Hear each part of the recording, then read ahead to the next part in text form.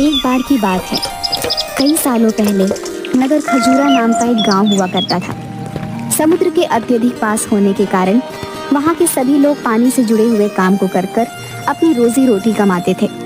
उन्हीं में से एक था भीमा, मछुआरा, जो कि समुद्र के किनारे से मछलियां पकड़ने और उन्हें बेचने का काम किया करता था।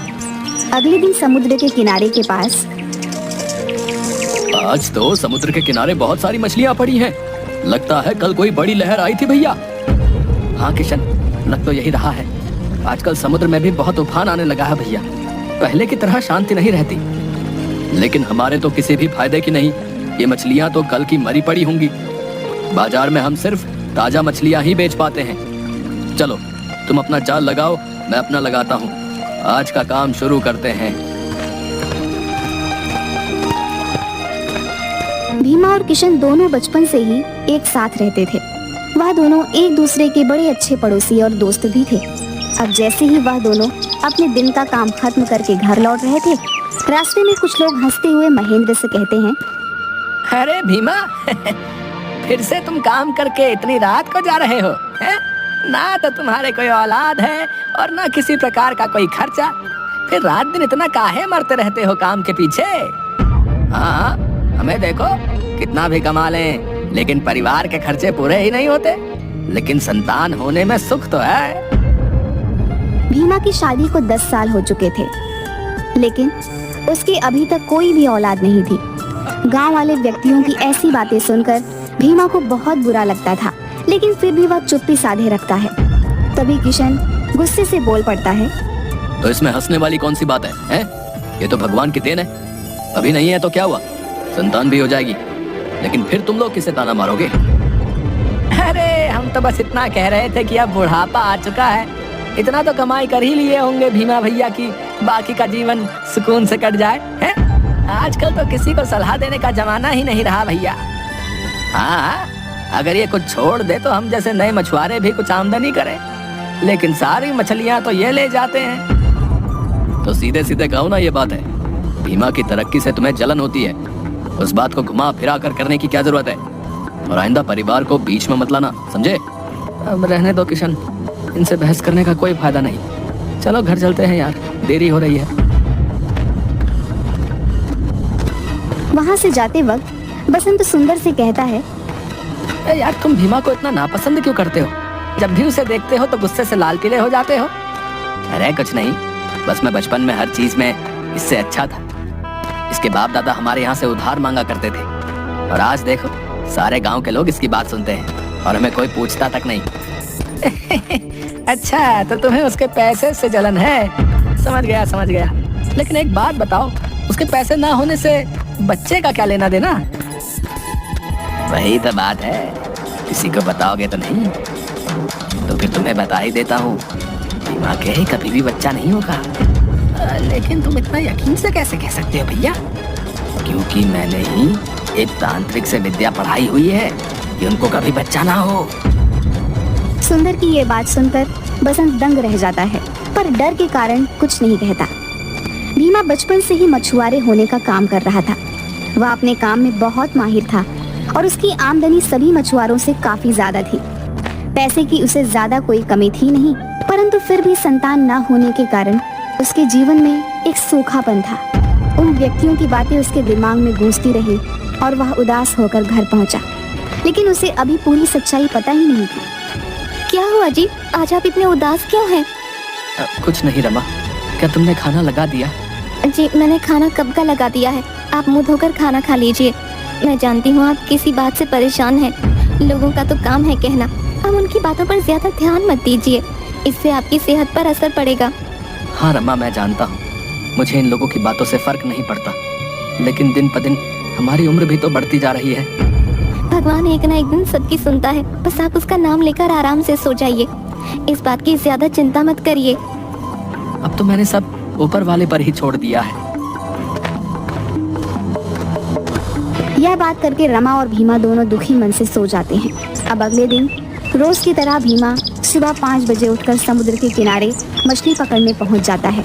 अब वह रोज की तरह अपनी नौका में बैठकर समुद्र के बीच में जाकर अपना जाल फेंकता है और उसमें बहुत सारी मछलियां फंस जाती हैं। लेकिन उसमें से एक बहुत बड़ी गोल्डन कलर की मछली भी फंस जाती है। अब वह जैसे ही जाल ऊपर खींचता है तो वह देखता है कि वह मछली बोल रही थी, मुझे छोड़ दो मछुआरे, मैं कोई आम मछली नहीं हूँ। अगर तुम मुझे समुद्र में वापस छोड़ देते हो तो मैं तुम्हें तुम्हारी मनचाही इच्छा पूरी करने का वरदान दूंगी। पहले तो भीमा उस मछली को बोलते देख बहुत डर जाता है, पर बाद में अपने नरम स्वभाव के कारण वह मछली को मुस्कुराकर कहता है, मैं भगवान की दिव्य शक्तियों में विश्वास रखता हूँ। मैं तुम्हें अवश्य ही छोड़ दूंगा। अगर तुम बोल सकती हो तो तुम जरूर इंसानों की ही तरह किसी दूसरी दिव्य दुनिया से हो। इतना कहकर वह उस गोल्डन मछली को समुद्र में वापस छोड़ देता है।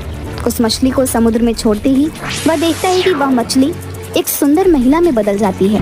वह सफेद कपड़े पहने समुद्र के बीचों बीच खड़ी हो जाती है और भीमा से कहती है, मैं समुद्र में रहने वाले जीव जंतुओं की महारानी जल देवी हूँ। मैं गलती से राजमहल से दूर हो गई थी और समुद्र के किनारे आ गई थी। मैं तुम्हारी इस उदारता से बहुत प्रसन्न हूँ। बताओ तुम मुझसे क्या मांगना चाहते हो? धन, दौलत, मकान, जो तुम मांगना चाहो। सबसे पहले तो मैं समुद्र की रानी को प्रणाम करता हूँ। वैसे तो मुझे आपसे धन या दौलत जैसा कुछ नहीं चाहिए, परंतु मेरी कोई संतान नहीं है। अगर आप मुझे संतान प्राप्ति का आशीर्वाद देते तो मैं उसे जीवन दान की तरह समझूंगा। तथास्तु भवः, जैसा तुम चाहो वत्स। उसके हाथ से बहुत तेज बिजली की रोशनी चमकती है। तभी भीमा के हाथ में एक फल आ जाता है। ये फल जाकर अपनी पत्नी को दे देना। वो इसे आज से 5 दिन बाद पूर्णिमा की रात को खा लेगी। उसके बाद से सब ठीक हो जाएगा। ये है मेरा आशीर्वाद। ध्यान रहे तुम मेरे बारे में और इस फल के बारे में किसी को कभी नहीं बता सकते। जी महारानी, मैं ध्यान रखूंगा। मैं अपनी पूरी कोशिश करूंगा कि मैं आपका सच गलती से भी किसी के सामने ना बोलूं। एक बात और, तुम्हारे बच्चे के पेट में होने के वक्त पर तुम्हें उसका बहुत ध्यान रखना है। कोई है जो उसे नुकसान पहुंचाना चाहेगा। अब भीमा को इतना जरूर पता था कि रानी की बात में कुछ छुपा हुआ संदेश है और वह फल जरूर कोई जादुई फल है जिसमें जल की रानी का आशीर्वाद छुपा हुआ है। अब वह खुशी के मारे जल्दी जल्दी कदम बढ़ाकर अपने घर चला जाता है और जाते हुए रास्ते में सोचता है, ये जरूर भगवान का ही कोई संकेत है। और यह कहते कहते उसकी आंखों में से आंसू आ जाते हैं। रमा, देखो तो मैं तुम्हारे लिए क्या लेकर आया हूँ। क्या हुआ? क्यों इतना चिल्ला रहे हो? देखो मुझे आज क्या मिला। मैं रास्ते से जब घर आ रहा था तो एक बूढ़े बाबा ने आशीर्वाद में मुझे एक फल दिया और बोला कि इसे तुम्हें दे दूं। अच्छा इधर लाओ, मुझे दे दो। और इसमें इतना खुश होने की बात क्या है? रमा बिना सारी सच्चाई जाने वह फल आराम से खा लेती है और उसे उस फल को खाता हुआ देख भीमा की आंखों में नमी और अपने भविष्य की आशा झलक पड़ती है। ठीक महारानी के कहे अनुसार उसने रमा को कुछ नहीं बताया। 2 महीने बाद रमा को अचानक से चक्कर और उल्टी जैसा महसूस होने लगा। पहले पहले तो वो इसे आम बात समझकर टाल देती है, लेकिन जब 2-3 दिनों तक लगातार ये सब होता रहता है तब वह भीमा को जाकर बताती है। अजी सुनते हो, मेरी तबीयत 2-3 दिन से बहुत खराब है। रमा, तुमने मुझे पहले क्यों नहीं बताया? हमें तुरंत ही डॉक्टर के पास चलना चाहिए। अब वे दोनों डॉक्टर के पास जाते हैं, सारे चेकअप कराते हैं। कुछ ही देर बाद डॉक्टर आते हैं और बोलते हैं, भीमा जी, आपकी पत्नी बिल्कुल ठीक है। खुशखबरी की बात यह है कि ये प्रेग्नेंट है, पर क्योंकि ये लेट प्रेगनेंसी है, इन्हें अपना खास ख्याल रखना होगा। ये बात सुनकर भीमा और रमा खुशी से फूले नहीं समाते और डॉक्टर से कहते हैं, आपका बहुत बहुत धन्यवाद।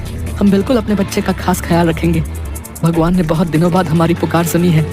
तभी ये बात सुंदर को पता चलती है और भीमा के बाद वे उसके घर चला जाता है। भीमा, रमा भाभी, कोई घर पर है? हाँ सुंदर भैया, बोलिए। कुछ नहीं, खुशखबरी का पता चला तो हाल चाल पूछने आ गया और कुछ फल भी लाया था आपके लिए। अरे भैया, इसकी क्या जरूरत थी? आइए ना बैठिए, भीमा आने वाले ही होंगे। नहीं, बस चलता हूँ।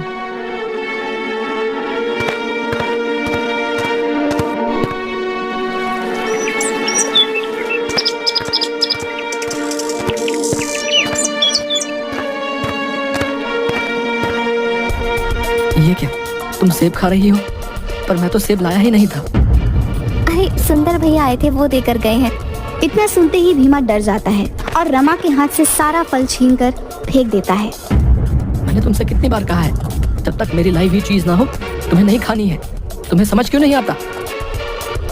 अब भीमा डरकर मन ही मन सोचता है। रानी, मेरे बच्चे की रक्षा करना। कुछ महीनों बाद रमा और भीमा की जिंदगी में अब खुशियां छा गई थी। उनके यहाँ एक लड़के ने जन्म लिया था जो बहुत ही सुंदर था। उसकी आंखें नीली थीं। इतना सुंदर था कि जो देखता तो देखता ही रह जाता। देखो कैसे खिलखिला रहा है, बिल्कुल तुम पर गया है। हाँ वो तो है, पर हम इसका नाम क्या रखेंगे? इसका नाम हम बट्टू रखेंगे। पर क्यों? और भी तो बहुत अच्छे अच्छे नाम हैं। वो मैं तुम्हें नहीं बता सकता। भीमा मुस्कुरा देता है। ये नाम उसने पानी से जुड़ा हुआ रखा था। वह मछली वाली बात अपनी जुबान पर नहीं आने देता। उसने यह बात सालों से छुपा कर रखी थी। अजी सुनते हो, लड़का हुआ है, कम से कम मोहल्ले में मिठाई तो बांटनी ही चाहिए। हाँ हाँ, मिठाई तो जरूर बांटेंगे, हमारे घर खुशियाँ जो आई हैं। अब जैसे ही ये बात गांव में फैलती है और सुंदर को पता चलती है। ये मिठाई किस खुशी में बांट रहे हो भाई? अरे भीमा को लड़का हुआ है, तुम्हें नहीं पता? लेकिन ऐसा कैसे हो सकता है? मैंने तो उसके पेट पड़ते ही भीमा की पत्नी को दवाई दे दी थी। अब मन ही मन सुंदर ये सब सोचने लगता है, लेकिन उसे ये नहीं पता कि बट्टू कोई मामूली बच्चा नहीं है। 4 साल बाद देखते ही देखते बट्टू बड़ा हो चुका था। उसकी नीली हुई चमकती आंख और उसका मुस्कुराता हुआ चेहरा पहले जैसा ही था, मानो साक्षात देव जन्मा हो। बट्टू जरा इधर आना तो। अब बट्टू रमा के पास आकर बच्चों जैसी आवाज में बोलता है। पापा किधर है? मुझे उनके पास जाना है। पापा बाहर काम पर गए हैं बेटा, तुम उनके पास नहीं जा सकते। अब किसी वजह से बट्टू रोते रोते चुप ही नहीं होता। तभी रमा कहती है, यह इतना क्यों रो रहा है? ये तो कभी इतना नहीं रोता। वो जैसे ही उसे घर के बाहर अपने पिता से मिलवाने ले जाती है, वह समुद्र की तरफ बहुत तेजी से भागता है। वह सुनते ही अपने पिता के कपड़े पकड़कर उन्हें घर की तरफ खींचने लगता है। क्या हुआ है बट्टू, इतनी तेजी से क्यों भाग रहे हो? पापा तूफान आ रहा है, घर चलो, सब चलो।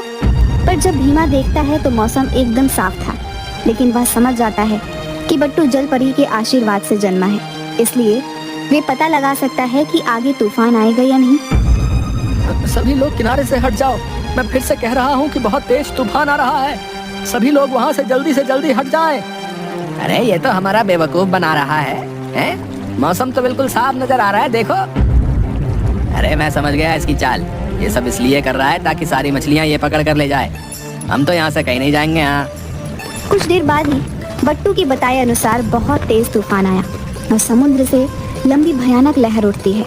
लोगों के घर, नौका और बहुत सारी चीजें बह जाती हैं। सुंदर और बसंत भीमा की बात नहीं सुनते और वे समुद्र में बह जाते हैं। पापा उन नीले शर्ट वाले अंकल को बचा लो। अब जैसे ही भीमा पीछे मुड़कर देखता है तो सुंदर और बसंत तेज लहरों के साथ बह रहे होते हैं। अब मैं इन्हें कैसे बचाऊं? लहरें बहुत तेज हैं, इन्हें बचाने गया तो मैं भी साथ में बह जाऊंगा। आप उन अंकल को बचाने जाओ पापा, बाकी सब मैं संभाल लूंगा। भीमा को बट्टू की बात पर विश्वास था, क्योंकि उसे पता था कि जल के देवता के आशीर्वाद से जन्मा है ये। अब वह बिना कुछ सोचे समझे तेज लहरों में कूद पड़ता है और सुंदर और बसंत को बचा लेता है। थोड़ी ही दूर खड़ा बट्टू समुद्र की ओर जल की रानी, जल की देवी को देखकर मुस्कुराने लगता है। तभी सुंदर और बसंत आते हैं और सुंदर बट्टू को गले से लगा लेता है। गले लगाते ही सुंदर फूट फूट कर रोने लगता है और कहता है, अगर आज तुम ना होते तो शायद हम सभी ना बच पाते। मैंने जलन के कारण हमेशा अपने जीवन में गलत चीजें की और उसका ही एक शिकार तुम जैसी नन्ही जान बन गई। मुझे माफ कर दो बेटे। कोई बात नहीं अंकल, मैं आपसे गुस्सा नहीं हूँ। इसके बाद वह बिना किसी डर के खुशी से रहने लगते हैं। बट्टू की इस मासूम भरी बात पर सभी जोर जोर से हंसने लगते हैं।